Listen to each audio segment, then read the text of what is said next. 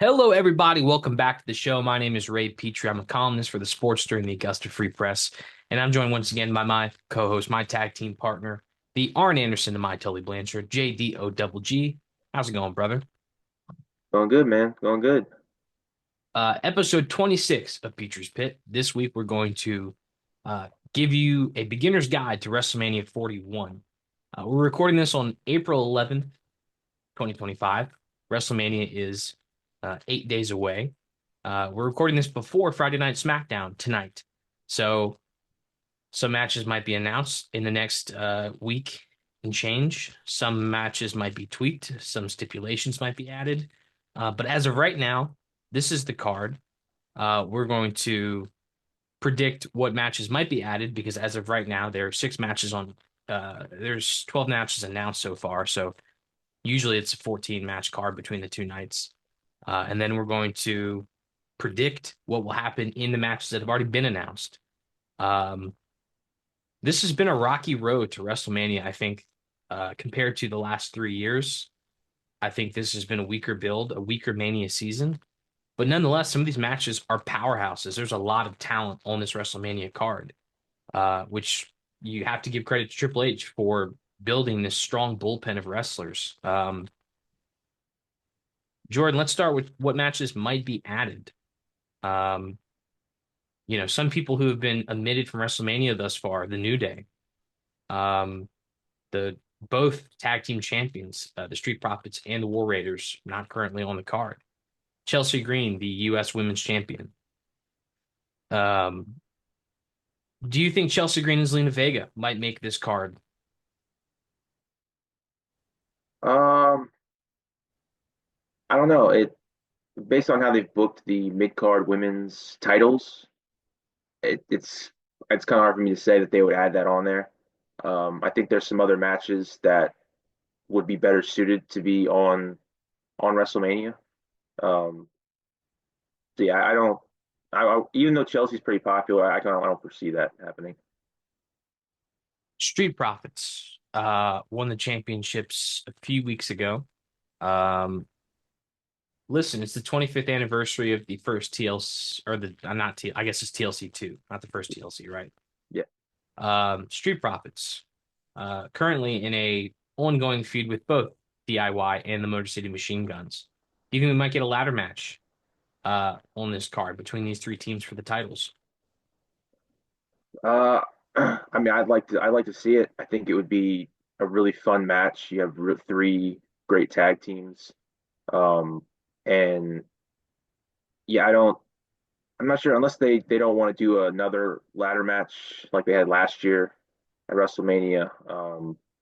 But I think it would be a great match. It would be one I would really love to see. War Raiders versus a New Day. This is a feud that's been brewing for a while. The New Day, when they first turned heel, were white hot. They were getting heat everywhere they went, booed out of the building. And I think to some degree they've cooled off just naturally based on time that has elapsed and they haven't really done anything of note. And I think of anyone who is not on this card currently, aside from someone who we're going to talk about in a minute, I think it's the biggest omission because not only are they bona fide legends, first bout Hall of Famers as a team and as individuals, but they they did a lot at the end of 2024 to build to this moment. Would you like to see the War Raiders in the New Day on WrestleMania? I don't really care. It's like the New Day when they first turned heel, it was awesome. Like the way they did it was just great. And then, like you said, after that, they've done pretty much next to nothing with it. Fumbled the ball once again. And the War Raiders, they won the titles, and then I think like this past Raw or was like the first time I've seen them since they won the titles. Um, so yeah, this match I don't really care about. I'd rather see the triple threat ladder match if that's what the options are between these two. I'd say that's a hot take, Jordan. You don't care if the New Day are on the WrestleMania card? No, I don't. Why should I care? They've done nothing since they turned heel. I mean, they've walked around and interacted with people backstage, and people were talking about how much they didn't like them. But other than that, they haven't done anything significant.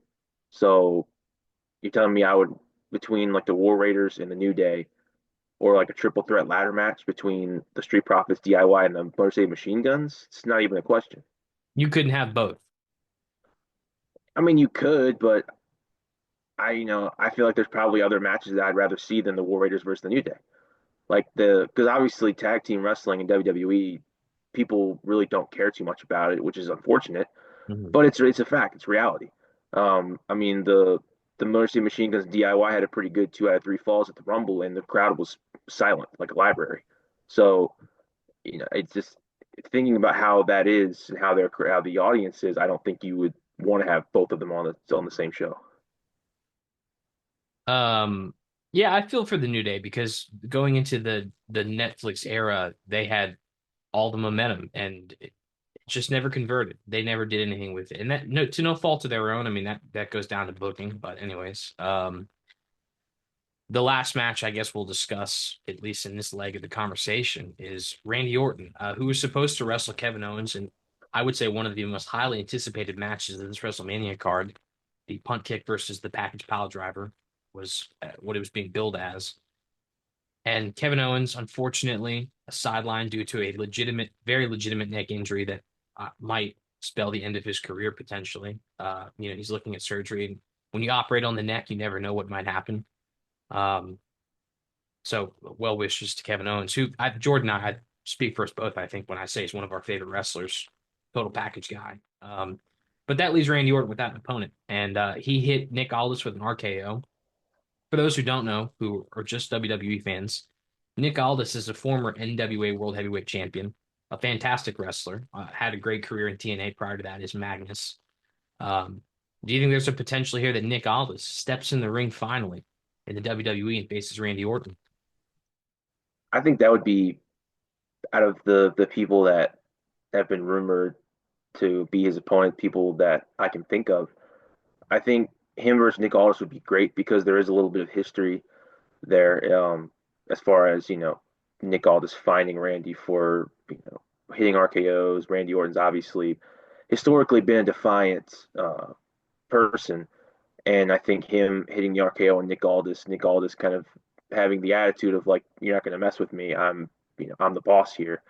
I think that would be great. I think it would be awesome to see Nick Aldis in the ring, and him a match between him and Randy would be really really good.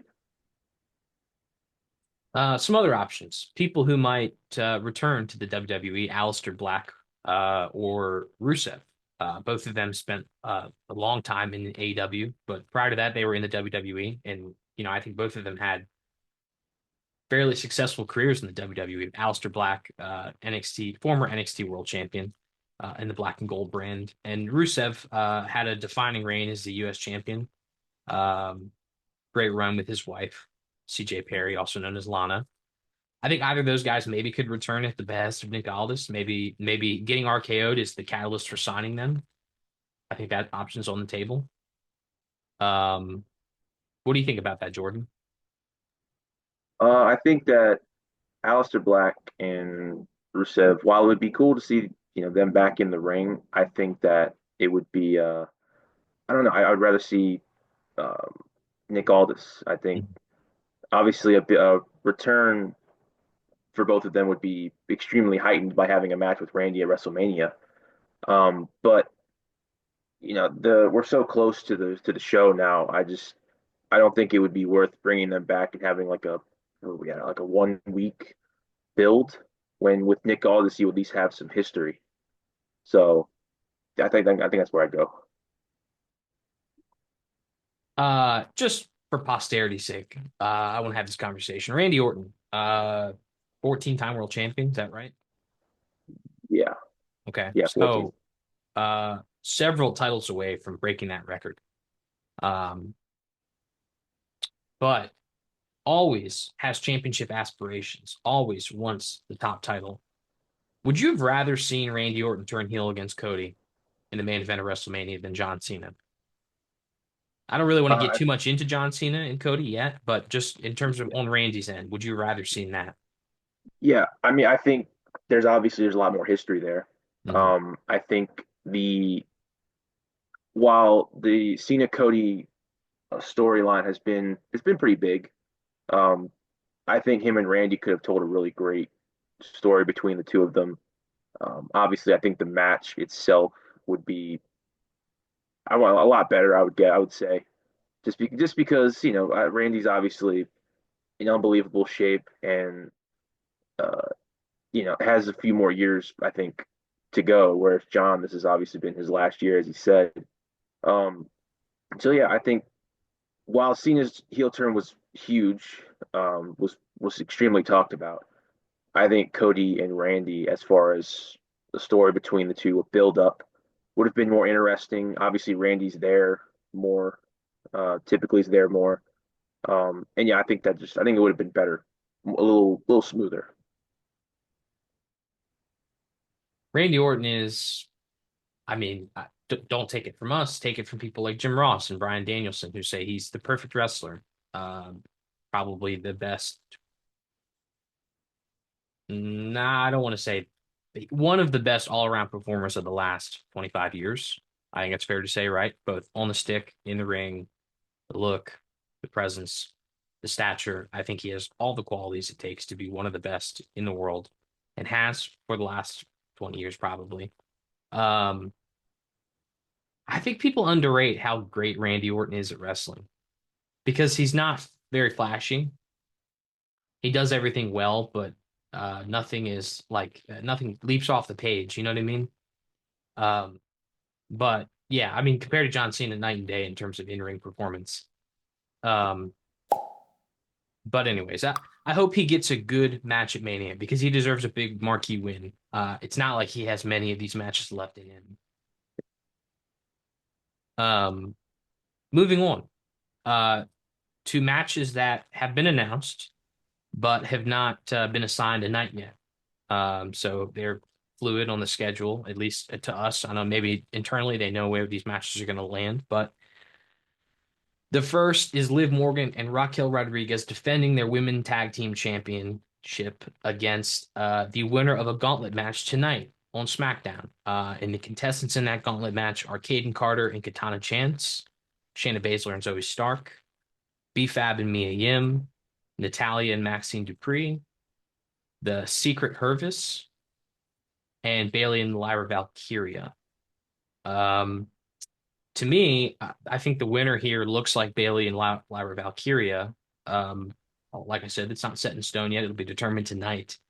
Who do you think Liv Morgan and Raquel Rodriguez will be facing at WrestleMania? Yeah, I agree. I think it'll probably be Bailey and Lyra Valkyria. I don't think they probably want to leave Bailey off of WrestleMania. And I think that it would be great for it would be great for Liv and Raquel to get a match against some people who have some cachet. Obviously Liv losing the world title has really, she's still popular, but it kind of, she hasn't done a whole lot since then. So her versus Bailey, her and Raquel versus Bailey and Lyra Valkyria, I think would be a great match.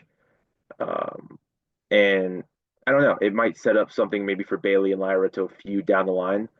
Obviously, Lyra has the Women's Intercontinental Championship, and which again is I don't even understand why they introduced these titles when they really don't ever do anything with them. Like it's a little weird, but nonetheless, um, I think that this would be I think Bailey and Lyra Valkyria would be a good match, and out of the pool of contestants, I think they would be the best ones. Yeah, I've never been a fan of these women's tag team championships because I think it's always detracted from the women's division, especially now when you divide the roster in half and you don't have a lot of talent on both shows. I think Liv Morgan and Raquel Rodriguez are great champions to retain this title. I think they're good champions going forward, and I think down the road it builds towards this kind of Diesel and Shawn Michaels feud that they've been angling towards, um, and that they've also likened themselves to. They've talked a lot about those comparisons. I don't think that's I don't think that's a coincidence. And like you said, also Bailey and Lyra Valkyria, for them both as well, they could also lead to a feud down the road. And usually that's what these That's what the women's tag team division does. It allows you to put people together so they can inevitably implode, uh, which is why I'm not a big fan of the division. But anyways, yeah, I think Liv and regardless of who wins the gauntlet match tonight, I think Liv and Raquel are going to retain. I'd be surprised if they didn't, because they're the biggest attraction in that division right now, if you could call it a division. Moving on, AJ Styles and Logan Paul. Now, uh, for those who are new to the program, to say we're averse to Logan Paul would be an understatement. We hate his guts and will never, ever be apologetic about it. I have no qualms in saying that. And I speak for both of us when I do. His opponent, AJ Styles. Uh, we love AJ Styles. We love AJ Styles, don't we, Jordan? Oh yeah, man. Yeah, I yeah. There's as far as top wrestlers, as far as my personal favorite of all time, he's definitely up there. Sports analysts love throwing the term legend around, especially in wrestling, because every retired WWE superstar is a legend, right? AJ Styles is a legend in every sense of the word. He's been a champion in TNA, WWE, and New Japan Pro Wrestling all over the world. As a babyface, as a heel, he's been the guy in three different companies. I would say he's arguably the best wrestler of the 21st century, bar none. You can make that argument, and it's a fair one. He's going to be 48 in June, and he wants to retire before he's 50. So time is finite. The clock is ticking. And we might not see the phenomenal one at WrestleMania 42. This could be his last opportunity. Why are we wasting it on Logan Paul? Why? You can put him against so many. He could be facing Braun Breaker for that IC title one-on-one, and it'd be one of the four biggest matches on this show. You could put him against Drew McIntyre, any number of people in a marquee match that would be main event worthy. And he's facing Logan Paul on a match that will otherwise be totally forgettable. For what? For Logan Paul's brand? Because Logan Paul can do flashy stuff and still get booed. He's getting booed because people hate him, not because he's a great heel. It's unfortunate, and I feel bad for AJ, who could be doing any number of things of importance and is not right now. He could be facing Joe Hendry for the TNA Championship on WrestleMania, and it would be huge. But here we are. Yeah, I mean, I don't think that it's like you said, it's not any secret that both of us despise him. And when I first heard that this was possibly going to be the match, I was just utterly disgusted. And I don't understand this affinity that the WWE, TKO, Triple H, whoever, that they have for Logan Paul, but it is incredibly misguided. Like this guy is such a terrible person. And, I don't care that he's good in the ring as some people like to claim. They're like, oh, well, he's a horrible person, but man, he's a good wrestler. I don't care. I don't. You have AJ Styles, who is a living legend, like you said. I mean, there are very few guys in wrestling have done what he's done, and his career is almost over. And you waste a WrestleMania match on Logan Paul. I don't understand it. And it's not like the fans have made it a secret that they don't like Logan Paul. I mean, at the Royal Rumble, you heard it when he came out at number 30. It was an audible groan. And it's not because he's a good heel. It's because people are tired of him. They don't want to see him. When you have him and AJ interact, people don't want to see it because they like AJ and they want him to be involved in something interesting. And this is not. And, I mean, they had him with Logan Paul and Andrew Schultz the other on Raw. Why? AJ is one of the best wrestlers of all time in your company and, like you said, two others. And it boggles my mind that they continually do this. I mean, like Braun Breaker, like you said, Braun Breaker, AJ Styles, which originally I thought they might do that. And I was like, man, that's going to be a banger of a match. I mean, what a great thing for Braun Breaker to have him go against one of the best wrestlers in the world, one of the best wrestlers to ever lace up his boots. And you waste that opportunity for Logan Paul. So yeah, I don't understand the affection that they have for Logan Paul. It's a detraction from the company, and it merely makes me question Triple H's intelligence that he continually throws this guy in people's face when it's clearly that people don't like him. So yeah, I don't know, but I don't even know if I want to watch this match because it's just going to irritate me having to see AJ wrestle this guy. Yeah, we've seen these charity affairs, whether it's Logan Paul versus Rey Mysterio or John Cena versus Austin Theory or John Cena versus Solo Sikoa. You get these legends come in and they wrestle guys who are young but not ready for the spotlight. And it's totally forgettable. It's it seems bankrupt, seems creatively bankrupt, and the long-lasting effects are never there. You want him to put a guy over who's young and hungry and successful, give him Braun Breaker. Give him Carmelo Hayes. Give him someone who has something to sink their teeth into, who's going to be there every week, who's going to be a champion, who's going to be there for the long haul, who's not going to run off whenever he has some other kind of engagement. Don't understand this. And I never will. I'll never understand this kind of booking. You have legends. Let them wrestle legends or guys you know are going to be world champions one day. If you're telling me that Logan Paul is going to be world champion one day, then I got bad news for you. But Yeah, anyways, I think that speaks more to you about the state of WWE if Logan Paul ever becomes a champion. Like that would be a dark day in wrestling, it would be a very dark day. and it would be the Very best dark thing day. that ever happened to AEW. You're exactly right. It would be. Um, moving on, the United States Championship. Our man LA Knight, the megastar, will be facing the Samoan werewolf, Jacob Fatu.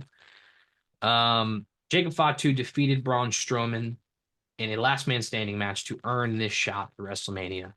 Um, First, I want to ask you this, Jordan. Well, first, your prediction for this match, because I think maybe that will steer this conversation in the direction I want to go. Who do you think is winning this?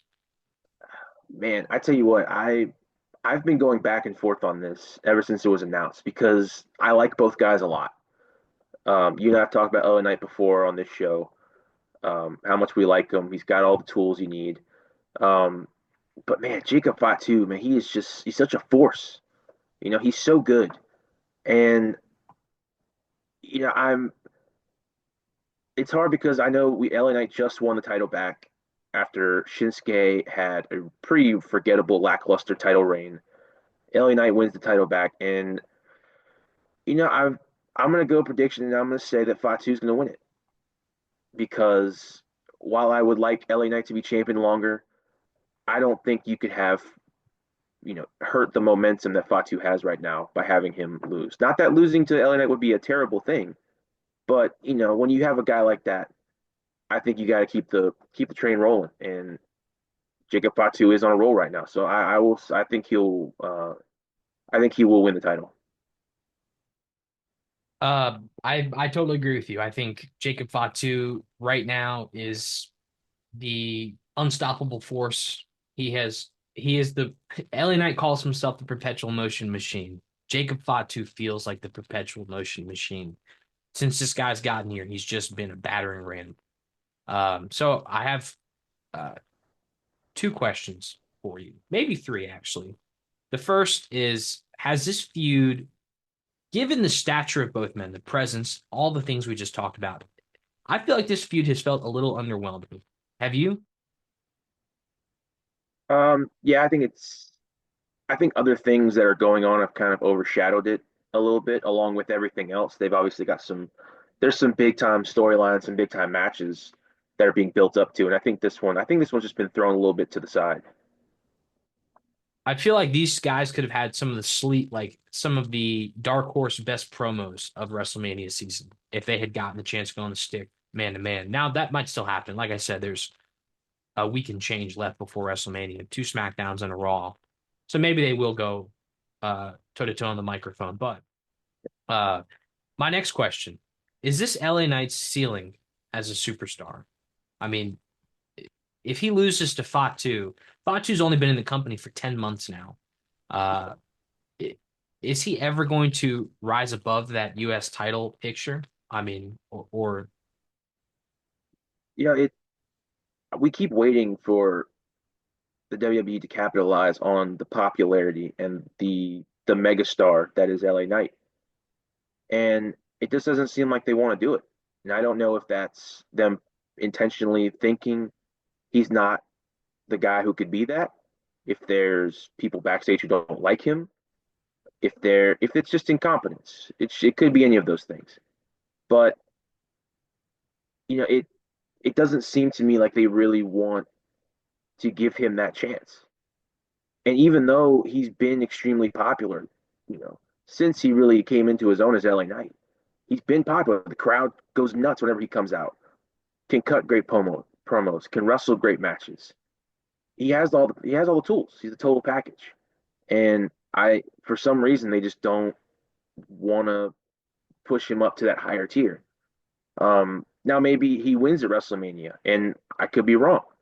Um, but it doesn't seem like based on his time so far in WWE, they really want to put him in that spot. So I hope it's not his ceiling because he could go so much further if they gave him the chance.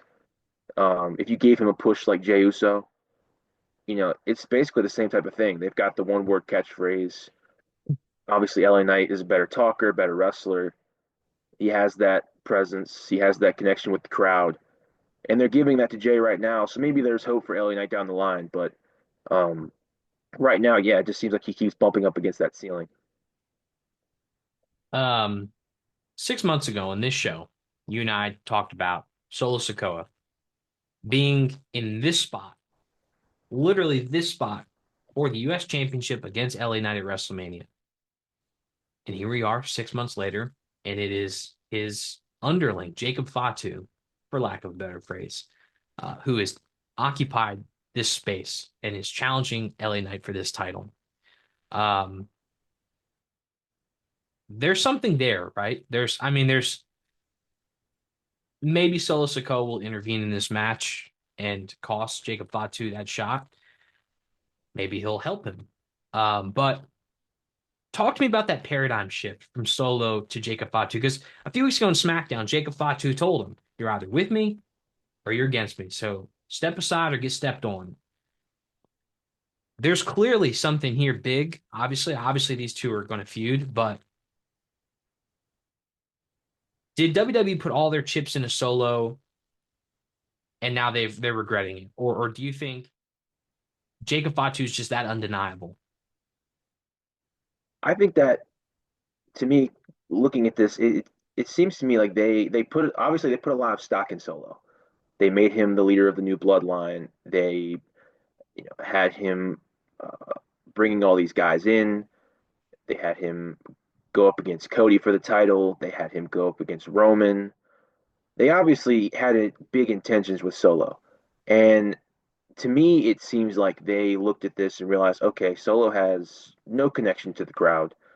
He has no real charisma, there's just nothing there.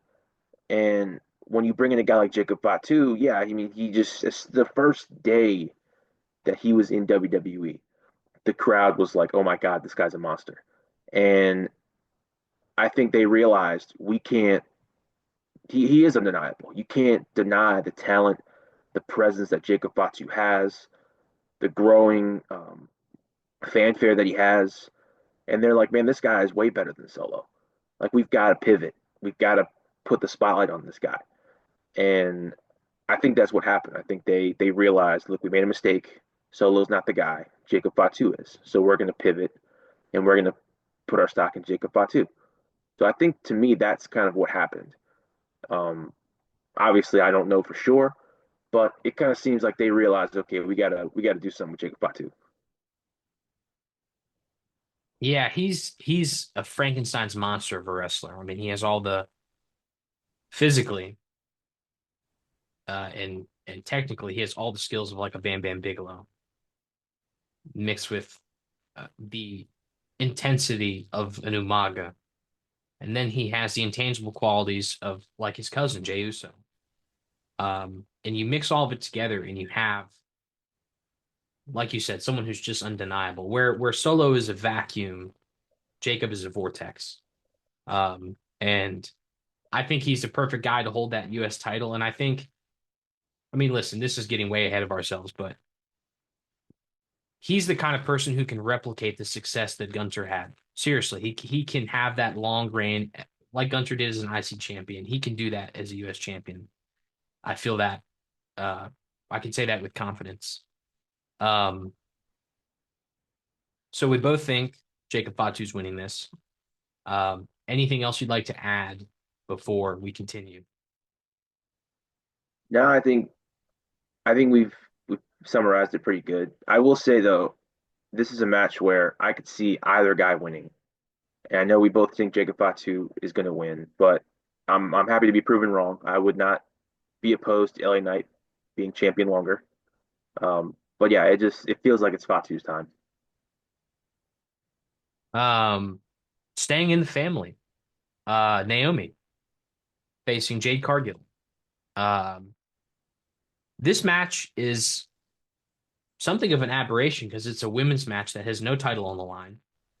I'm not going to say this is unprecedented, but it very rarely happens to have a women's grudge match on WrestleMania, which speaks to the belief that they have in both Naomi and Jade Cargill, or that the Anoa'i family is blackmailing WWE, which I'm not ruling it out. I feel like there's something here. But anyways, Naomi. Well, let's start with Jade, I guess. In November, Jade was assaulted in a parking lot by an unknown assailant, was left on the shelf for about 3 months.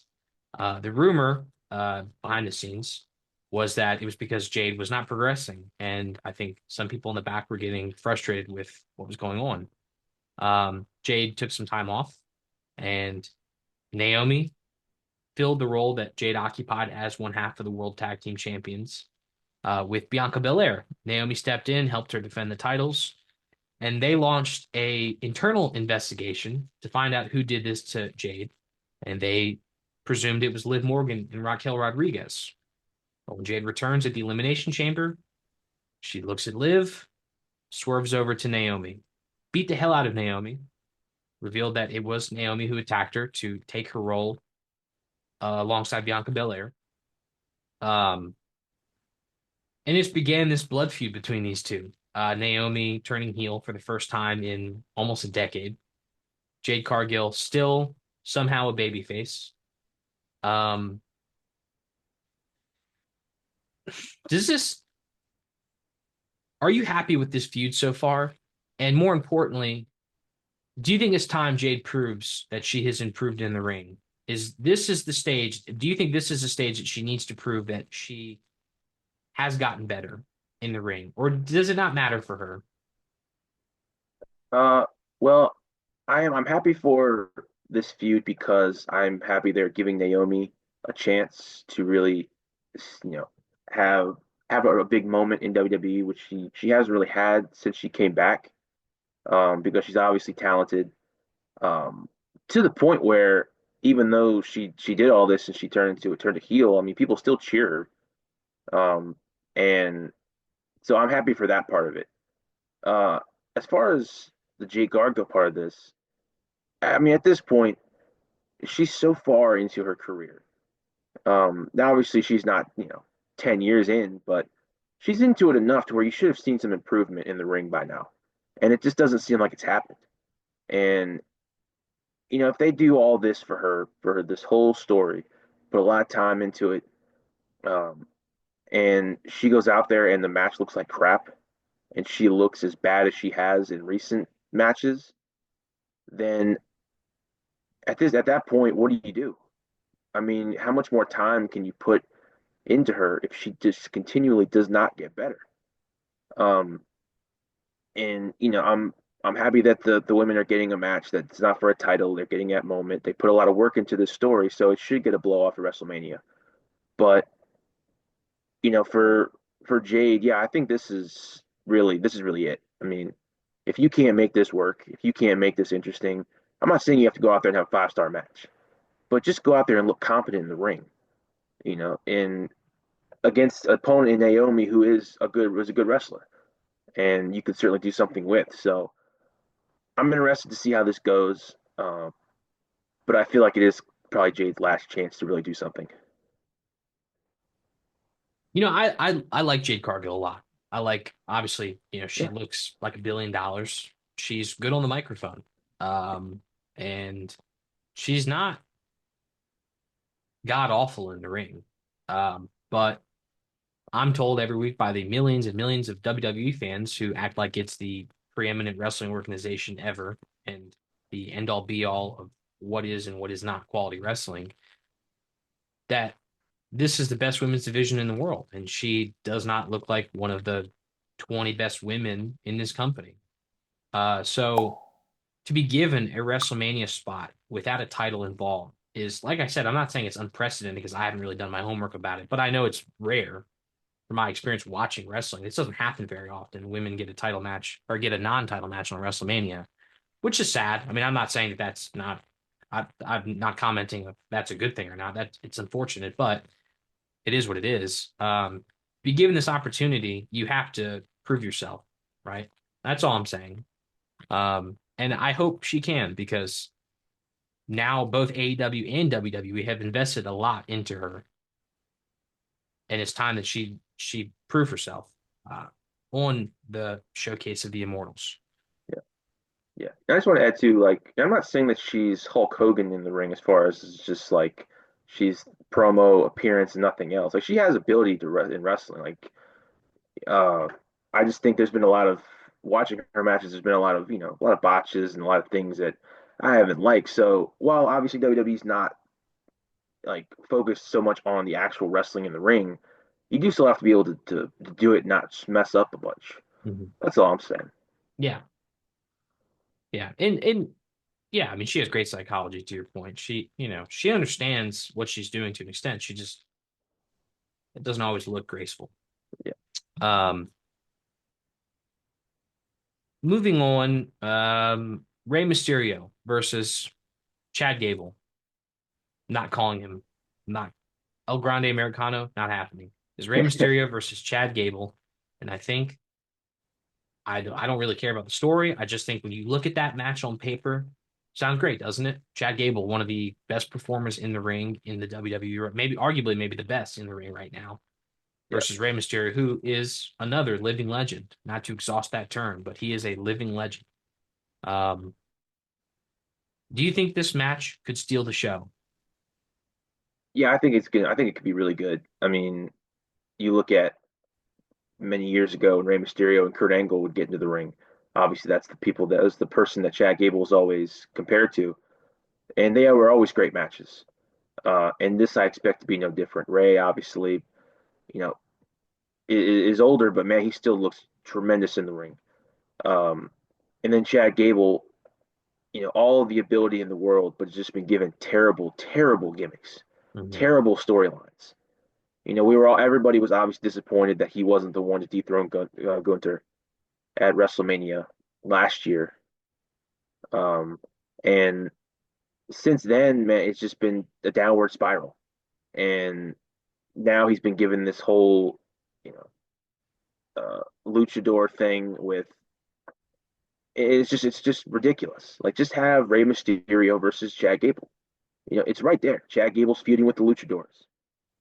What luchador has more fanfare, more name recognition than Rey Mysterio?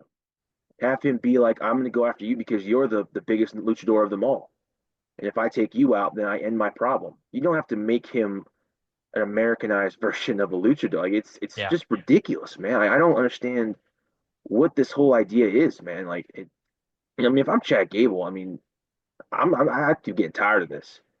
Like I'm one of the best wrestlers in the company.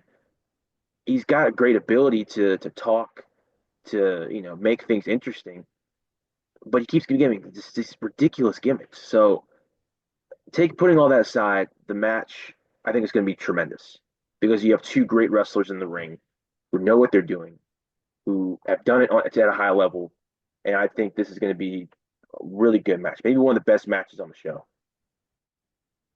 Yeah, I'm not saying this is like Shorty G bad, but it's pretty lousy. It screams mid 2010s. This was conjured up in a writer's room by a bunch of people who couldn't cut it in Hollywood is writing television. Um, God, I forgot about Shorty G. Oh my yeah, goodness I mean gracious.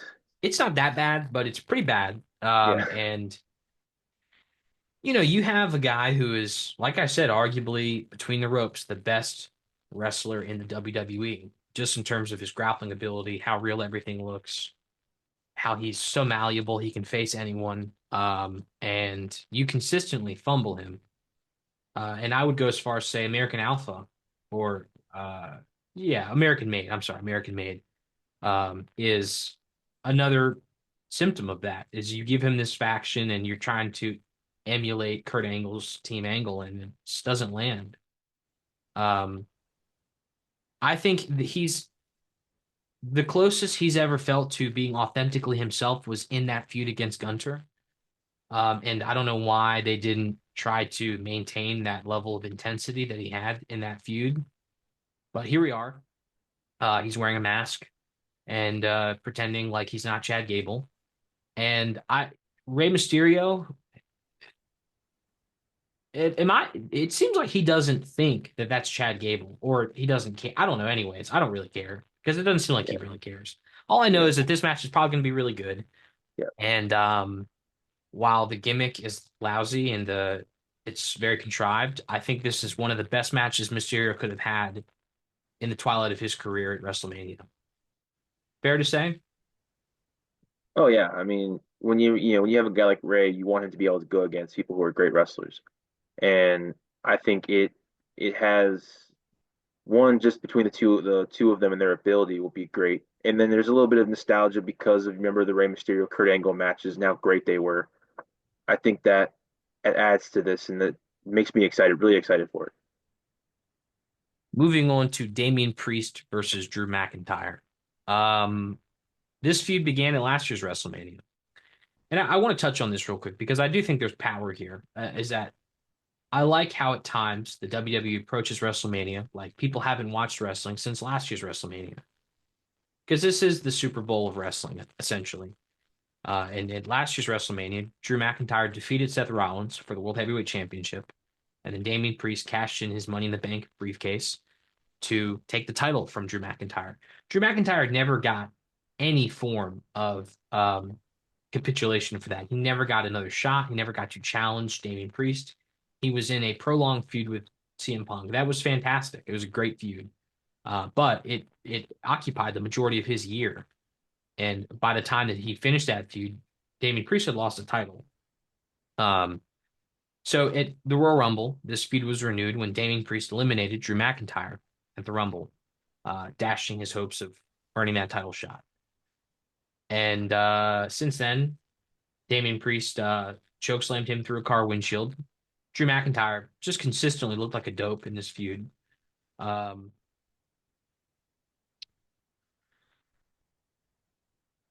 who do you I guess before I ask my real question, who do you think is going to win this match, Jordan?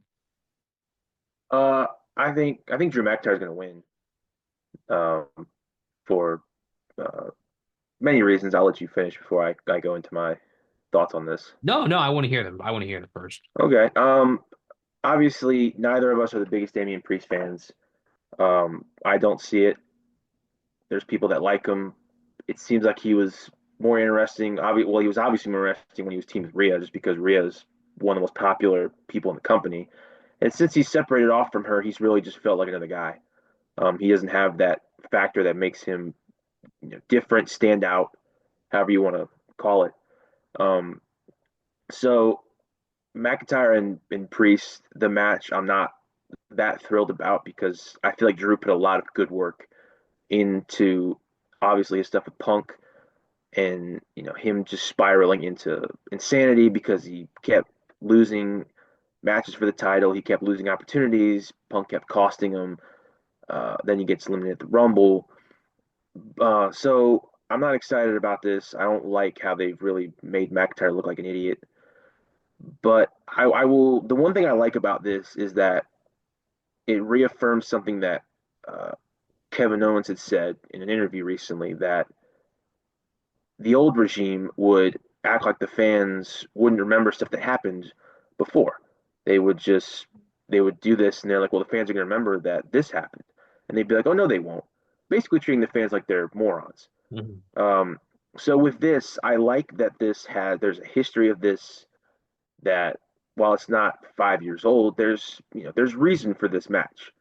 He obviously Drew had his crowning moment in front of people at WrestleMania last year. Damian Priest cashes in, steals that moment from him, takes the title, and that really started Drew's downward spiral. And so now, after that, that anger was reignited at the Rumble when Priest eliminated him. Now he has his opportunity to get revenge. So I like that aspect of it, that there is reasoning.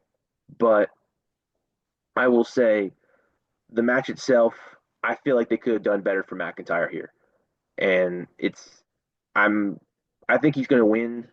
If he loses, I don't know where he goes. I don't know what they do with him. I feel like at that point you have to leave if he loses this match because Damian Priest has been just a pretty big nothing burger, since he lost the title and split off from Rhea. So McIntyre obviously has so much more ability, so much more interesting, and I hope he wins. Yeah, I mean, I don't want this podcast to be an echo chamber, but neither of us are convinced with Damian Priest.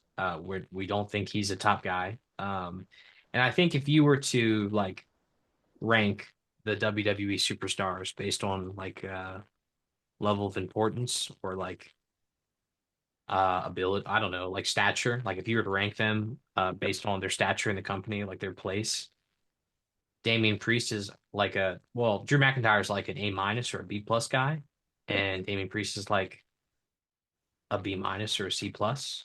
Like he's way lower on the totem pole in my mind than Drew McIntyre. And Drew McIntyre has consistently put in great work, whether it's as a babyface or as a heel. He was a great champion during COVID. His feud with Roman was really great as a babyface, and then as a heel, well, I mean, as an anti-hero or as a heel, whatever you want to call him, he's been fantastic. Yeah. He deserves to be rewarded for all the hard work he put in last year. And Mhm. I don't think this match is a reward per se, but winning it, I guess, will be some measure of a reward.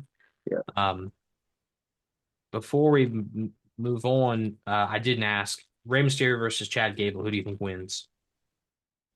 Uh, Rey Mysterio. Okay, me too. I think Rey's going to win. Um, the last match that has not been announced for a specific night, but is announced is Braun Breaker versus Penta versus Finn Balor versus Dominic Mysterio in a fatal four-way match for the Intercontinental Championship. Jordan, Braun Breaker, is he or is he not your favorite WWE superstar right now? Oh boy. I don't know if he's like my ultimate favorite, but he's definitely one of them. Definitely one of them. Yeah. Um, Braun Breaker, a force of nature, someone who cannot be denied and will undeniably be a future top guy in the company. He is going to be the face of the company, at least for a little while. I think one day, probably sooner rather than later. Braun Breaker has not yet had a truly dominant reign as Intercontinental Champion, but it's been a pretty good one. And here he is in a Fatal 4-Way match defending his title. Now, I mean, if you've watched wrestling, you know that a Fatal 4-Way is code for a match that the champion does not have to get pinned to lose. So he could lose his title and not get pinned and walk out looking good still. Um, do you think that's the situation here? Someone pins someone else to win the title, and Braun Breaker doesn't have to take a pinfall, and he leaves this looking rather unscathed? Or do you think Braun Breaker's going to come out on top and continue to hold this title for the foreseeable future? I think the only reason you have the title switch hands with Braun not getting beat is if you are planning on after WrestleMania Braun going after the World or WWE Championship. To me, that's the only reason you take this title off of Braun Breaker. Uh, because, like we said, he's such a bright star in this company, and he has all the tools. He's that young up and comer. So to me, if your plan is we're going to have him feud with whoever the champions are after WrestleMania, then that's when I would say somebody else in the match will win the title. If not, then Braun Breaker wins this all day long. Um, and you can say he overcame four tough competitors or two tough competitors in Dominic Mysterio, however you want to look at it. So yeah, I would. That's the only way. That's the only reason that I would I would take the title off of Braun Breaker. Um, so yeah, that's how I think it should go. Two tough competitors and Dominic Mysterio. That's a good line, Jordan. Yeah, man. Yeah, okay, so let's say let's riff here. Braun Breaker doesn't win. He does not retain his title. Give me the rank the likelihood of the three guys who might win. Who's the most likely to win? Who's the least likely to win? Who's in the middle? Um, I think the most likely to win would probably be Penta. Mhm. Obviously, he is the top, you know, the top guy in this match to obviously to win, but also just I mean he's been so popular since he came to the company. The fans took to him right away. He has really acclimated well to WWE and their style. Obviously, is much different than AEW. Mhm. So I think he's acclimated nicely to that. And him winning the title, I think would be pretty good. It would be, I think he'd be a great Intercontinental champion. The person who I would say least likely I think is going to win would probably be Finn Balor, Mhm. and that has nothing to do with Finn Balor's lack of ability or anything like that. Finn Balor is a great wrestler, and he has been unfortunately just thrown around into these different things, you know never getting the opportunity to win a title, never getting the opportunity to do anything significant. Um, and it just feels like the company is very down on Finn Balor for whatever reason.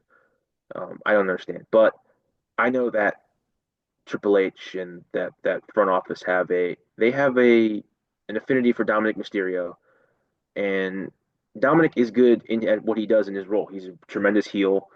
He plays the role well, and I think that they have big things in store for him. So I think if it weren't Penta who were to dethrone Braun Breaker here, I think it would be Dominic winning the title in cowardly heel fashion, taking advantage of somebody else's work and stealing the title. Um, that's how I would think. I think that would go if that's where they went. But yeah, I would say Penta most likely, and then Finn Balor least likely. Yeah, I don't think the Balor Club is going home with the IC title. Um, I I think I'm gonna pick Dominic Mysterio to be the winner of this match. And maybe that comes at the expense of Balor. But I think he's put in the work. And like I agree with you in terms of like his stature, his ability. He's easily the worst wrestler in this by a country mile. But he's a he's one of the few heels who really gets heat in wrestling today. He's has found his niche in the ring. And for lack of a better, he's a star. I mean, he's at this point, he's a star. And I think that it's time that he has a singles run. If not now, then when? I mean, what else does Yeah, he have to do to progress? Because it's not, I don't think he's going to get jacked all of a sudden. I don't think he's going to change the way he looks. Um, I think he's found his mold. And he's going to stay here for a little while. But I guess the same question I have with the Rey Mysterio and Chad Gable is, do you think this match might be the match of not only of the night that it is assigned to, but of the whole show, both shows? Do you think this could be the best match of WrestleMania 41? no, I don't. I think I think there's too many other matches that have the ability to occupy that spot, Mm. including some we're going to talk about here in a few minutes. But I think it'll be a good match. Me personally, I I think Braun Breaker's going to retain. It just I don't know if they're going to pull the trigger on him being the next guy to wrestle for the championship, for the World Championship or the WWE Championship.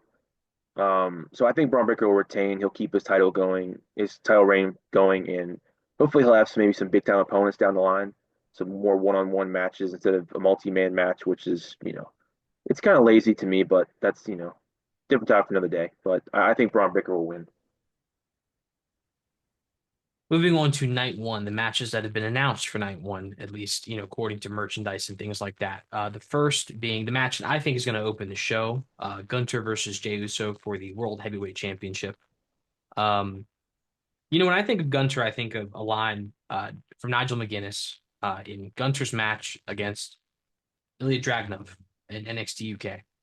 Of course, his theme used to be the chords of Dvorak's New World Symphony, which has changed. They have, he has an in-house theme now. But um, Nigel McGuinness said the ominous chords of Dvorak's New World Symphony signal a man who stands atop his world as a colossus. We've talked a lot about this in the past that I think when I think of Gunther, I think of an immovable object, someone who cannot be defeated. You have to slay him. And when Jey won the Royal Rumble, I don't think, obviously the story is that he didn't have the edge that he needed to overcome Gunther. And 2 weeks ago, Gunther mauled Jimmy Uso, just killed him in the ring, busted him open, displaying a level of violence that we don't usually see in the WWE. And it gave Jey Uso the courage to face him man to man with the intensity he needed to cut the head off of the Colossus. So at WrestleMania 41, Jey Uso is going to enter Dragon's Den and you slay the dragon. What do you think, Jordan? Uh, my interest in this match has increased a little bit since the Rumble. Obviously, when it first happened, I was skeptical. I was starting to kind of lose interest in it as it went on, because I didn't like how they made Gunther look like a punk. But I liked how he went out there and he's really started to show that he is a monster. I mean, he is dangerous. And what he did to Jimmy, I think, really, really gave this match a little more edge. You saw Jey Uso come out and confront Gunther after that. Jey looked, he wasn't really doing the yeet thing. He was more serious, which is, what I think people forget when he was in his feud with Roman before that. Jey, when he gets serious, man, it really is. He can really cut some good promos. He can really make it interesting, and I think that was great. And I hope he carries that into WrestleMania. But I think he'll go back to doing his whole yeet thing with a big entrance and all that. So, you know, I don't know. This is more of my hope, but I think Gunther will retain. That's my hope. I'm assuming Jay's going to win because they've built it up to that's what this is looking like. But I'm going to say I'm going to hope Gunther wins it. I think Gunther should win it. I think it would benefit the company greatly after WrestleMania for Gunther to still be the champion. I think Jay winning it'd be a cool moment, but that's all it would be. It'd be a moment. And then after that, like his IC title reign, wouldn't be much to write home about. So I'm going to go with Gunther winning and retaining. Yeah, I think the ethos of Gunther is that every title he's held, he's had a dominant reign with it. NXT UK Championship, when he had that title, when he was the NXT UK champion, that was at that time the longest reign the WWE had seen since Hulk Hogan. Obviously, it was eventually eclipsed by Roman, but at that time, it was the longest. He goes to the IC Championship, holds it for a record amount of time, 666 days.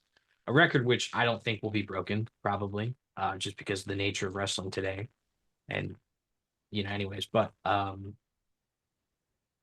and now he has a World Heavyweight Championship. And to have him lose to an underdog at WrestleMania, I think it I think it would hurt him in a way. I think it would damage his image in a way that you can't repair that because he didn't have that dominant reign. He didn't have that, not historic necessarily, but a reign that everyone is going to remember for a long time. Now, Jey Uso, a merch seller, a man who moves units, a man who the fans have obviously gotten behind, a man who has multiple gears, maybe not in the ring, but as a performer on the microphone. He can be funny. He can be serious. Obviously, he can be intense. He has a catchphrase that I think the fans have obviously gotten behind. maybe to a point that's detrimental to him. I mean, he's cutting a serious promo and fans are screaming yeet between every word. But in any event, it's hard to say that Jey Uso doesn't have all the qualities right now to beat him because for him, if not now, then when? At the same time, like you said, if Gunther does beat him, it makes Gunther look invincible because this guy had all the momentum in the world. He still couldn't move the immovable object. And that's what I go back to as a fan of Gunther, selfishly. But as an analyst, I'm going to predict that Jey Uso wins this. Um, and I think it's going to be a great match. And if this does open the show on night one, I think it'll be a great way to open the show and begin WrestleMania. Um, any other thoughts before we move on, Jordan? Um, I think this is shaping up to be one of the more intriguing matches as far as who's going to win because like we both said, I think it will really shape how this next year of WWE will go if Gunther loses, if he retains. There's a lot of fallout from that. So it'll be interesting to see what direction WWE goes in. Yeah, and I mean, listen, if Jay wins, you could fall back on a feud with Roman. That's possible. But we'll have to see. I think, like you said, this will affect the next year of programming for the WWE in one way or another. Um, anyways, yeah, moving on. Tiffany Stratton, Charlotte Flair has been announced for night one for the uh, let me check my notes, the WWE Women's Championship because I can't remember who has what women's title. Tiffany Stratton has really got a stranglehold on the WWE universe. These people love her in a way that I don't think anyone predicted, least of all Tiffany Stratton, who was a heel for a long time. Um, she's really gotten over in a way that's organic and awesome to see for someone who's so young. And then you juxtapose that with Charlotte Flair, um, who is hated in a way that is uncomfortable at times and baffles me. Jordan, explain this phenomenon to me. Why do people hate Charlotte Flair so much? Well, t- to me, I think it's basically Charlotte for most of her time in WWE she's been on top. I mean, she's held, what is she, she's double digit champion now, like 14, right? 14, yeah, 14 titles. At times, a lot of her wins have felt forced. And to me, it's not a new thing. Like, there's always been sort of an era of the fans not liking her, not because she's a heel, but because they're tired of her. I think WWE at times they've shoved her down people's throats so much that there's just this era of we're tired of seeing you. Like, we don't want to see you anymore. We don't want you to win. We're going to root for the other person. Most notably, before this, when Becky Lynch tried to turn heel and attacked Charlotte Flair, and the pop was like Stone Cold coming out during his prime. Like, it was, the crowd loved it. I mean, she was brutalizing Charlotte Flair, and they couldn't get enough of it. So Charlotte's always had this about her. This isn't new. Um, since she's come back, she's been booed, she's been hated. She tried to be a baby face, but it did not work. Um, and to me, the slight difference now is that it seems like it's kind of affecting her. Like, she was, like, obviously, and I know we'll talk about the promo that everybody was talking about, but in that promo, her getting booed so heavily really seemed like it affected her for the first time. I don't remember her getting rattled like that by the fans just wholeheartedly rejecting her. Um, so I think that's what this stems from. There's always been this era of she's Ric Flair's daughter, and they're shoving her down everybody's throats. There's people we want to be champion and we want to have long reigns, and they don't get a chance because of Charlotte, or their reign is cut short because of Charlotte, and we're just tired of it. Also to the fact that she's not been around that much. She's been hurt. Um, and yeah, I don't know. I don't know what made this time this much more sort of such a strong reaction. But yeah, it's always been there, and I think that's the main cause of it. First, an anecdote. You and I went to a live show in fall of 2023. Charlotte Flair faced Asuka in I think it was the opening match. It was Yeah. fantastic. In Mm. the ring, I don't care what anyone says. I will argue this till the day I die. She is the gold standard for wrestling in the ring in women's wrestling, at least in America. She's fantastic athletically. She does everything her father did, but better. Um, Maybe her psychology is not as great, but in terms of the beats, she hits them all and to an amplified level. She's strong as hell, uh, athletic, flexible, has a lot of dexterity. So when I hear people say that she's not talented or that they slight her for her lack of talent, I find that Oh, laughable, yeah. No, no, ridiculous. no. It's nothing to do with lack of talent. She's got all the talent in the world. She's never been great on the microphone, but she's not bad. And let's talk about that promo. First, maybe I'm oversimplifying this. Maybe I'm like I'm don't really know how the production of wrestling works, so this is not an informed opinion, but she's getting booed, right? Can they not mute the boos in post production? They do that when people curse. Yeah, I mean yeah, they could change the level of the booze to, and I mean they do it with Dominic when they want it to be more emphasized.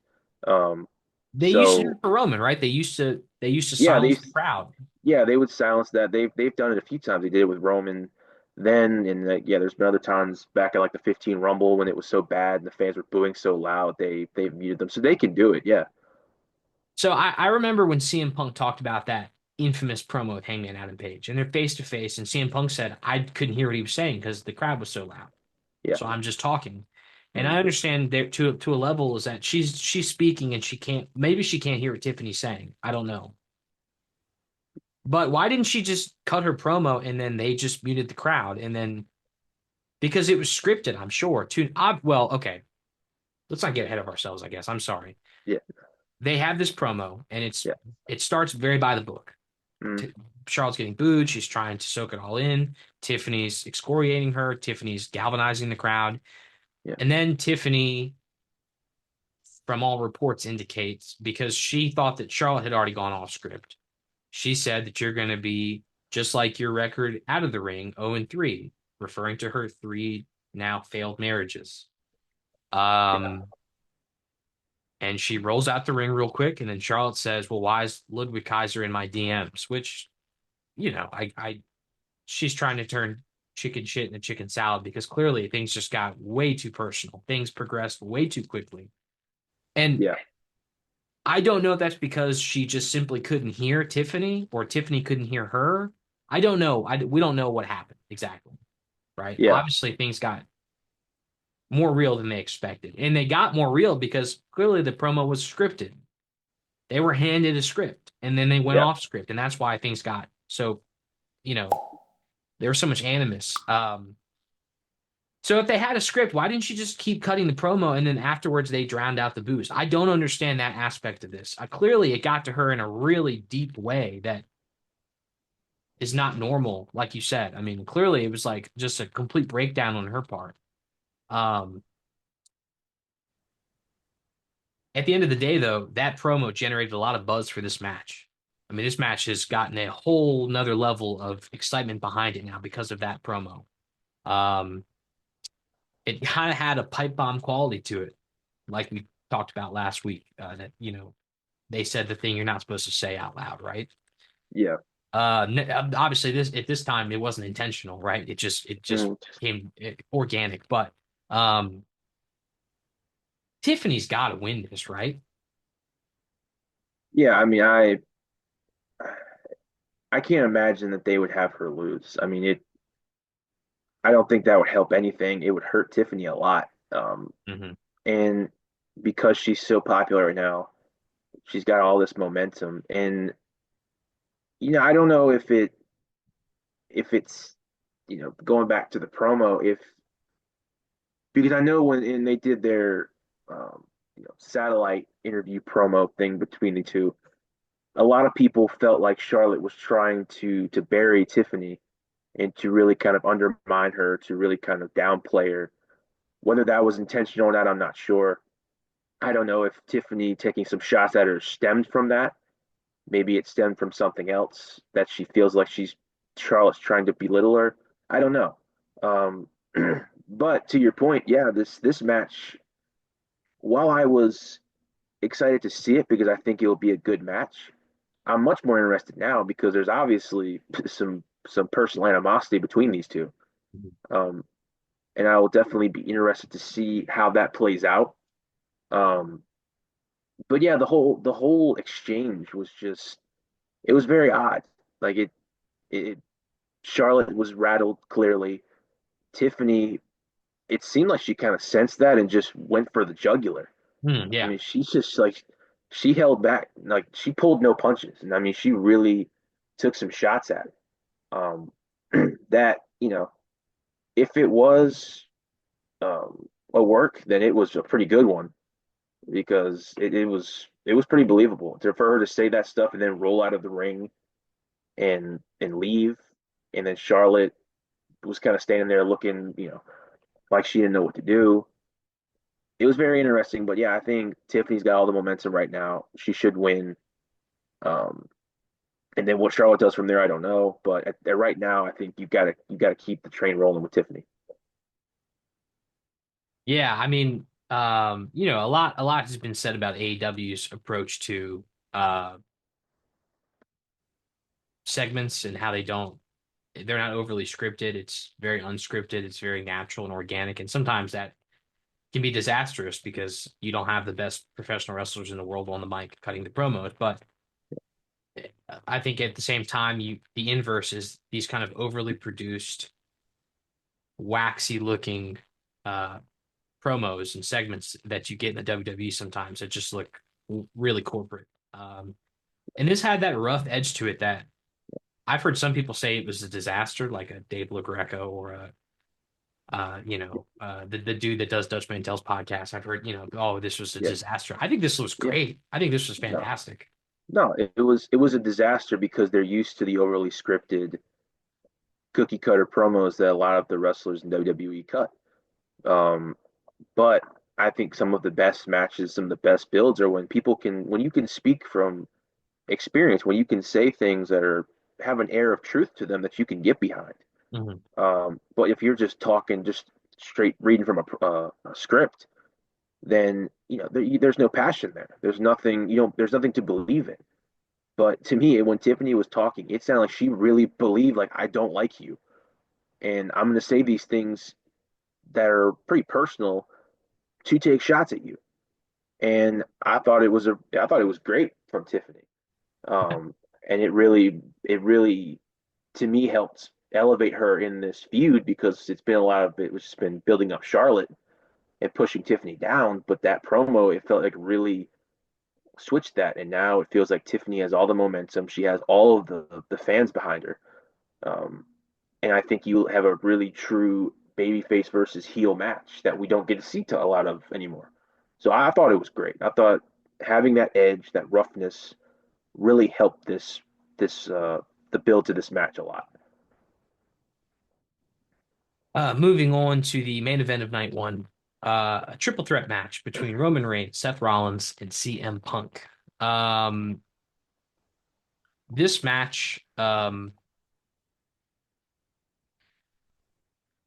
guess let's start here. This is one of the most talented main events we've seen in quite a while. Fair to say? I mean, as far as star power in it, as far as main event talent, yeah, it's pretty big.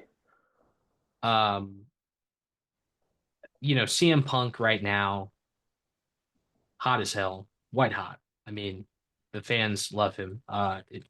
It's like you just took CM Punk in 2012 and just dropped him right now. He has all the momentum in the world in every situation, every scenario, in any crowd, in any corner of the world. Roman Reigns, we've talked ad nauseum about how we feel his character rings false in a lot of ways, how it doesn't resonate in the way it should. But the fans still love him. They still cheer for him. And then there's Seth Rollins, who on Monday night cut a chilling, I mean, honestly, a cold, calculated promo, a la The Architect, with Paul Heyman about how CM Punk and Roman Reigns don't really care about Paul Heyman. They don't have his best interests in mind. They're simply using him as a pawn in their game to get an advantage in this match. Seth started to assault Paul Heyman, prompting CM Punk to come out. Seth Rollins got the better of CM Punk, curb stomped him, and then instead of attacking Paul Heyman, told him that you owe me a favor. Um, in a lot of ways, man, this match feels like a custody for Paul Heyman match. And the more, the WWE is a very literal world. They don't say things unless it's a plot thread because, because the fans are stupid. Um, sorry, but they say things and it always has a goal. Otherwise, they wouldn't say it in plain English. Is Seth Rollins leaving Las Vegas with Paul Heyman as his advocate? I think that would be a really great twist to this. To what is to me has been a really kind of uninspiring build to this match. I'm just the three guys in this match are going to make it great. Let's Mhm. just get that out of the way. The talent alone is going to make this a big time main event. But to me, it just feels like they have these three big superstars that again, this feels like Jey winning the Rumble kind of created this, where you had these three big stars that can't compete for a world title, so we're just going to put them in a match together. And while there are threads between them, there are reasons why they would face each other. Like we said, Roman's kind of been lost in the shuffle. He's without really a purpose. Punk has been there. Obviously, the WrestleMania main event thing has been, you know, the thing with him for a decade now, maybe more. Um, and to me, I feel like the most interesting part of this would be that if Seth were to leave the winner and to leave with Paul Heyman, because throughout this whole thing, Seth has really been the one who's kind of saying, "Hey, look, Roman's still a jerk. Yeah. Like he's not a better person. He's still a bad person." And then here's this other guy, CM Punk, who he left the company all those years ago, and he trashed the company, and all of this. And then he gets to come back to a hero's welcome, and I like that Seth is like he's kind of seen as the heel in this, but he's also like the one who's been kind of saying the truth. Yeah. Um, so I like that part. I'm interested. I thought the favor thing with Punk and Heyman was really, really stupid. Like it was just like when I saw that's where they were going, I lost all interest. I'm like, that's such a dumb thing. You have a this interesting plot point you could use and you just completely throw it away. Thought that was really stupid.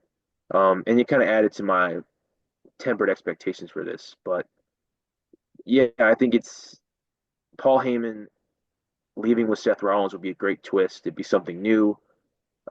And it would really create some interesting stories down the line after WrestleMania.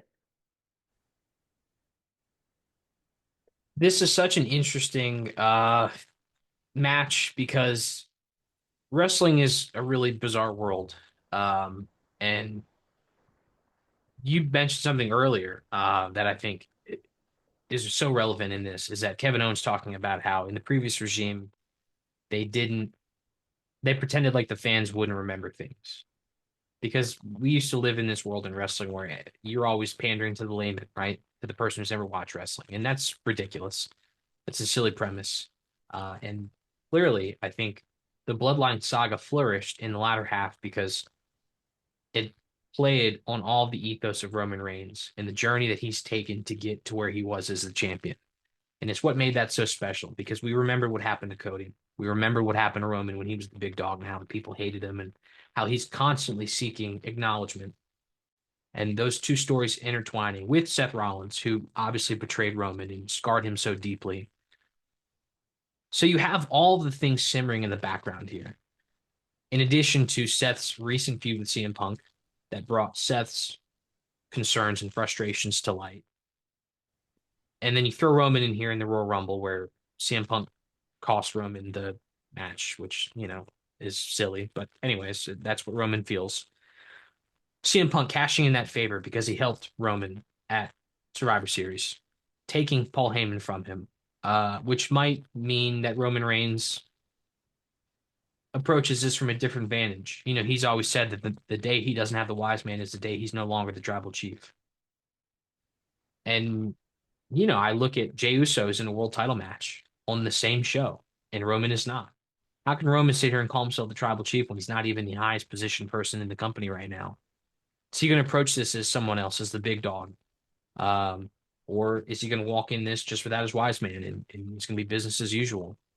There's a lot of elements here. I guess where I go to with the Seth Rollins thing is Seth lost on that Netflix debut, which is one of the biggest episodes of Raw that we've had in, over a decade, probably, right? Probably the most viewed episode of Raw in over a decade, I'd imagine. Oh yeah. Was a marquee moment for the company, basically a PLE level event, and he lost in front of a lot of eyes. And I just think that if he keeps losing like this, especially at WrestleMania, it gets to a point where Seth Rollins is not a top guy anymore. Yeah. He's taken so many big losses since losing that title last year at WrestleMania that how much longer can he go like this? Yeah, I mean, it's hard for me to say that he's. I don't think he'll lose his status as a main eventer, as a guy who could compete for a title because he has so much history there. He has taken a lot of losses since he lost his world heavyweight championship. He's been on the losing end of a lot of these big stories, and I think that's why this triple threat is a perfect opportunity to get him back on the right track. And then where you go, where the other everybody goes from there, is where they go. But um, I think he's the most interesting part of this, and obviously he's always flirted between good guy, bad guy. He's always kind of been the same. He's never really been you know different, but um, I think it would be really good for Seth to win this. Basic point. Uh, Punk and Roman, yeah, I don't know where they go from there. Uh, and that's kind of why I'm a little bit not just disappointed, I guess, for a lack of a better word, just because I feel like they could have done other things with these guys at this WrestleMania to make it more important, to make it bigger, but they didn't, and this is what we got. So I think Seth will win. I hope he wins. Um, and yeah, I guess I'm assuming Paul Heyman will play a part in whoever wins this match. Um, Help me out here. Seth Rollins has still never lost to Roman Reigns, right? Uh, In a singles match. He's never lost in a singles match to Roman Reigns, correct? n- no, no, I don't think so. From what I can remember, no, I don't think he's ever lost to Roman. Um, so he has that advantage, obviously, and I guess his cage match against Punk, did it have an ending? This is a few weeks ago. I feel bad I can't remember this, but did it end in a no contest or did he win? I think, Before Roman pulled Punk out of the cage, how did it end, or did it end in a no contest? well, I think they ruled that he pulled him out of the cage, so Punk won because he escaped the cage. Oh, okay. I also feel bad I can't really remember this either, but Yeah, well, which speaks to the um, quality of this feud. But anyways, yeah, I think that's the way it went. um, so yeah, well, maybe he's beaten him, but he's never pinned him. I don't think he's ever pinned him. Is the caveat there. But anyways, Yeah, single competition he's not. I don't think he's ever pinned Seth Rollins before, which speaks to. I, I don't think that moment's going to come in a triple threat match. I also think at the same time, though, CM Punk's goal was to main event WrestleMania. It wasn't to win in the main event of WrestleMania. Yeah. So it's not like he needs to win this either. I just think Seth Rollins has the most to gain and has the most to lose if he does lose, if he is the one that takes a pin. So, and I don't think Roman's going to take a pin, although, I don't know, maybe he will. But anyways, and plus, man, Paul Heyman and Seth Rollins, what a pairing that would be going forward. Oh yeah. I mean, just think of how big of a moment it would be for Paul Heyman to cost Punk and Roman the match and for Seth Rollins to pin CM Punk and finally beat him and go off, and now you've got all the momentum behind you. I mean, what a perfect way for that match to end, because Punk and Roman losing isn't going to hurt them. Yeah. I mean, there's CM Punk and Roman Reigns. They have that built in. So yeah, Seth has everything to gain from this. Moving on to night two, and the match that I presume will open night two is Io Sky defending her Women's World Championship against both Rhea Ripley and Bianca Belair. Um, I don't have a lot of strong thoughts on this match aside from I hope that Rhea doesn't win. Because like we've talked about ad nauseum, I think someone else needs to hold that title and have a defining reign with it, and maybe Rhea can leave the picture for a little bit. I guess my question for you both is who do you think will win, and do you think Bianca Belair is turning heel based on all the things that have transpired over the last 2 or 3 weeks? Um, I it's tough to say. I would think that either Io or Bianca is going to win this, because I don't think that you would want to just give the title back to Rhea. I don't, and she hasn't hit the point of like we're tired of you winning all the time with the fans, because I mean she's basically been in this whole uh, three-way issue. She's been the one who's in the wrong.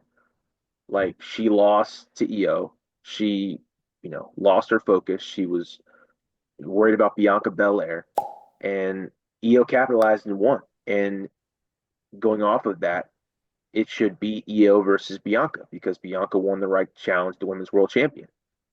And then Rhea just bullies her way into this this match.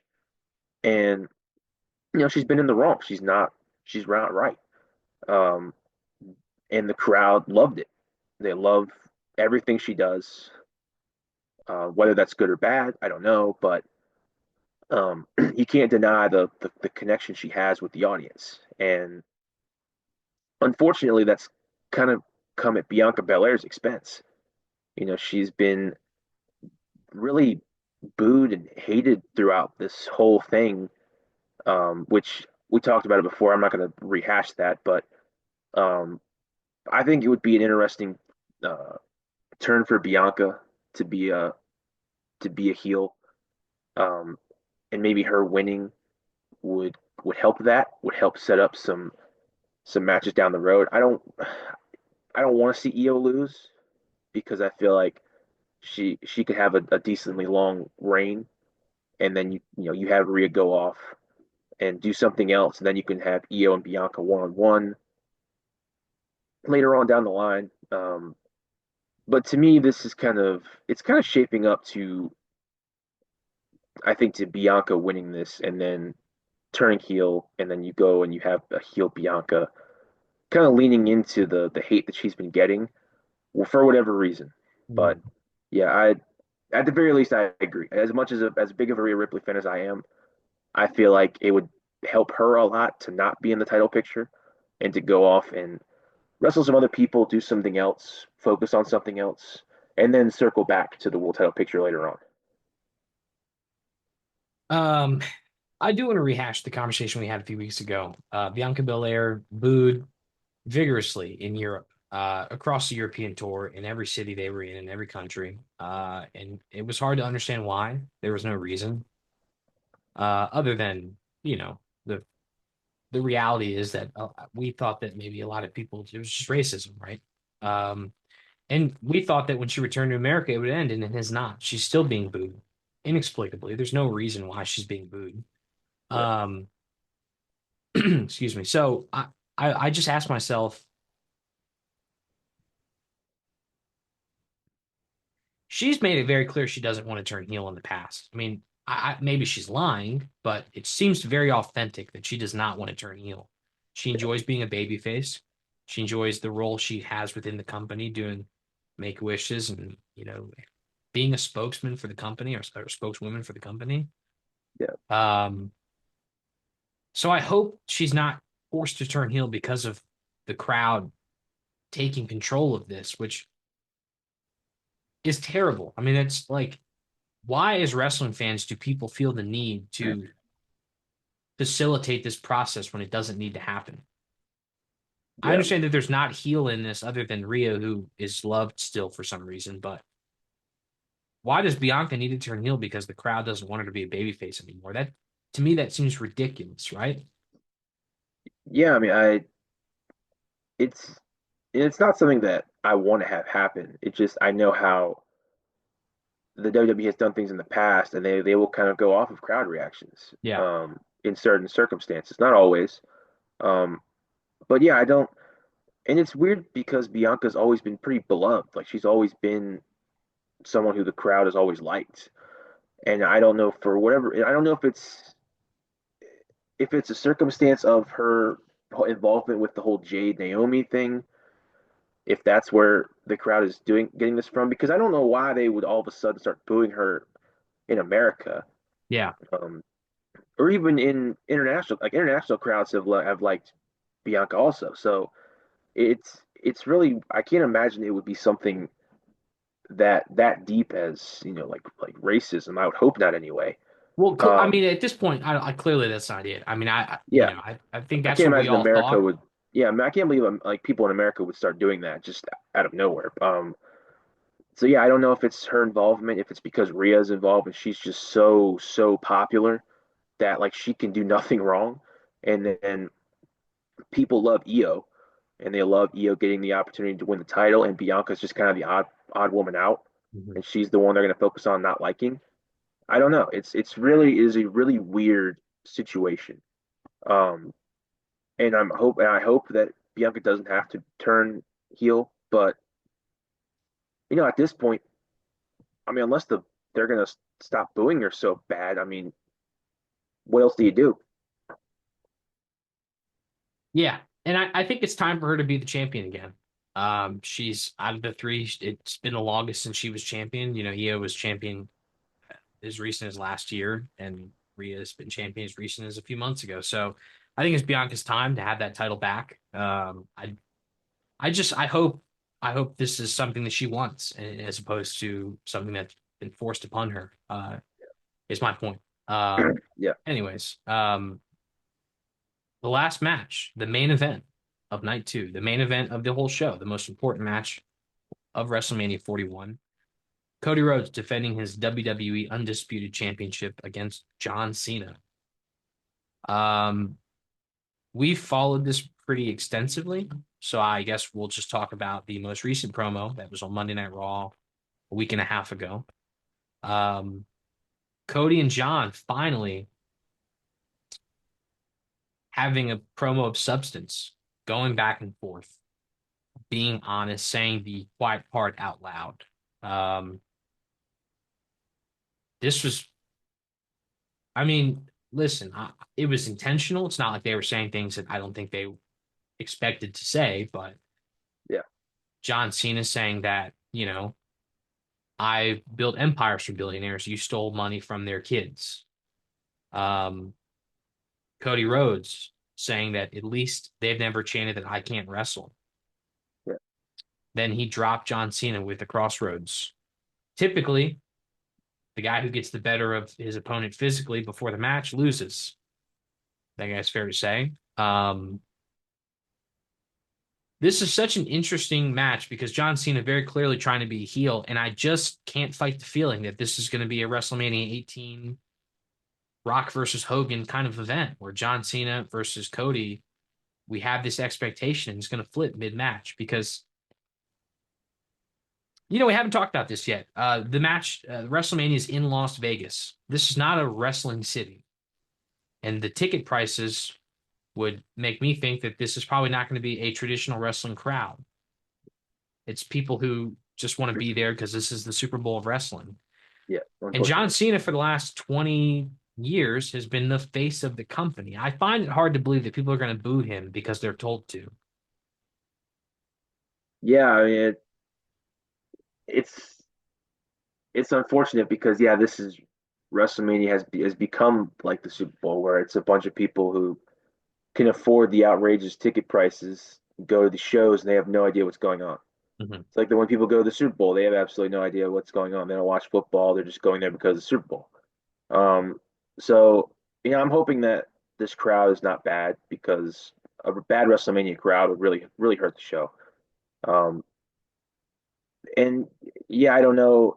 The one thing I would say about this is that something obviously I've had an issue with, but this has been very public. Like they've talked about this John Cena being a bad guy on, ESPN and other outlets that non-wrestling fans would see. So there's a possibility that maybe that will get out to everybody that this is, John Cena is supposed to be a bad guy. Uh, but yeah, it's hard because even with this all the hate John Cena's gotten, there's still been, you know, cheers for him because he's just such a beloved guy in the company, and people don't want to boo him on his last go round. So yeah, it's tough to say. There is the possibility that this could be a Rock Hogan thing, and if that happens, maybe they'll change some things on the fly, like the Rock and Hogan did. Um, both of these guys obviously are good enough to be able to do it. Uh, so it'll be interesting to see. But I thought the fact that they finally got to have a promo battle between the two where they were really going back and forth, and Cody really held his own because obviously John has the ability to rip someone to shreds, like Austin Theory, Mhm. and uh, really do damage to them. And Cody really held his own. Um, and the one thing I will say I was a little disappointed was the fact that they did like Cody did attack him and hit him with the crossroads. I would have rather them not touch until Mania. Thought that would have added a little element to it. But they did it. It's not going to be a huge deal. But yeah, I think this is. I'm really interested to see how this match is going to go. We've obviously got more time before then, so things could change. More things could happen. Will The Rock show up and get involved in this? Hopefully, Travis Scott does not, and we will. We will see how that all plays out. But this is very. There's a lot of things that happen in this match. A lot of interesting angles that could take place, and this is definitely going to be the most interesting match of the show. Yeah, there are a lot of variables here. The first being The Rock, who has not to this point appeared. He's not voiced any sort of support for John Cena publicly. Now, John Cena is slated to return next week on SmackDown, right before Mania begins on Friday night, um, which maybe is where we get the last part of this exposition, where maybe this is where we reintroduce The Rock into the fold. Maybe he doesn't come back until WrestleMania. Maybe he doesn't come back at all. We have no reason to believe that he will right now. I mean, there's no inclination that he will. Um, it would be very Final Boss-esque of him to show up on the fly and kind of, swing around and change things or, affect the match in some way. But there's that element of this. Mm-hmm. There's the fact that maybe John Cena is cheered like a babyface and Cody Rhodes is booed, and they have to change that element on the fly. There's that. And then there's the elephant in the room, which is if John Cena does end this year-long reign of Cody Rhodes, he at least internally becomes, they say the record 16 time. He'll Yeah. become the 17-time world champion and break Ric Flair's supposed record. Mm-hmm. Um, on one hand, I think to myself, well, are they going to want to send the crowd home unhappy? But I think the crowd would be very happy if he broke that record. I don't think Yeah. they would mind that at all, even if he is supposed to be a heel. No, I mean they WWE and more specifically Triple H has shown that he doesn't have a problem with doing something like this when he had Cody lose to Roman at WrestleMania 39, Hmm. when everybody expected him to win and he didn't. And yeah, there in that one there was obviously disappointment, there was anger, um, there was, just audible groans. Um, this would be different. This would be a childhood hero, John Cena, who has done so much for the company, and he would win the title, he would break the record, and uh, obviously it would be crazy for that to happen. based on how things have gone. And I don't know if it would be great for him to be the champion if he's not going to be there all the time, like kind of like Lesnar was before. That obviously really wore on people. Um, and then with your Cody, I don't really know where you go from there. So yeah, it's tough. It's the initial results would be, I think a lot of people would be happy because obviously of who John is, of all the work he's done, the at times abuse that he has taken, that he has been right about. He took a lot of heat when he was the guy for a long time, not recently, but it was like that for a while. So for him to do that in that his last WrestleMania to walk out as champion, it would be a cool moment. It would be a hard moment to boo and not be happy about. But I think the ramifications after that would be it'd be tough, be very tough. You think Cody Rhodes wins this, or do you think John Cena breaks a record? What's your prediction? I It's hard because I want to say that I feel like Cody's going to win this because he's the face of the company, he's the man. I can't imagine you would let a guy like John, who's a part timer now. I can't imagine you would have him win. But they've put so much into this that for John not to win, I feel like it would really be kind of pointless because then I don't think they're going to wrestle again, not anytime soon. So uh, I'm going to say, I'm going to say I think Cena's going to win. I'm going to go with it. I'm going to go with it. I think Cena will win, and I think he will do what he says. He'll have the title. He'll take it home, and then maybe you can put more emphasis on the World Heavyweight Championship and hopefully Gunther. But I'm gonna say that. I'm gonna say they're gonna go with it. They're gonna change everything up, just like last WrestleMania did, and we'll go from there. That's fair. Backlash is in St. Louis, and it just screams Randy Orton getting that title shot. So, tell you what, I'm going to go with Cody Rhodes. Wins the title. I mean, retains his title, beats John Cena. He can go on and continue defending his title, and John Cena still has that carrot in front of him that he wants to break the record and has not yet. I think it would continue his story for the rest of the year, building towards that retirement match, whatever that might be. I'm going to guess Cody. Um, I would be happy with either result, though. I don't think I would. John Cena is one of the few guys that I wouldn't mind seeing beat Cody Rhodes. Um, but that does it for our WrestleMania uh, preview, a guide to WrestleMania 41. I hope you guys enjoyed the video. I want to thank you all for watching. Please like the video if you enjoyed it. Leave us a comment about your predictions, any questions you have for us about WrestleMania. I want to do something big next week for WrestleMania weekend. I don't know exactly what that'll look like yet, but I think we have some ideas. I think it's going to be a lot of fun. Um, and Jordan, my last question: what match are you most excited for? Is it the main event of night two?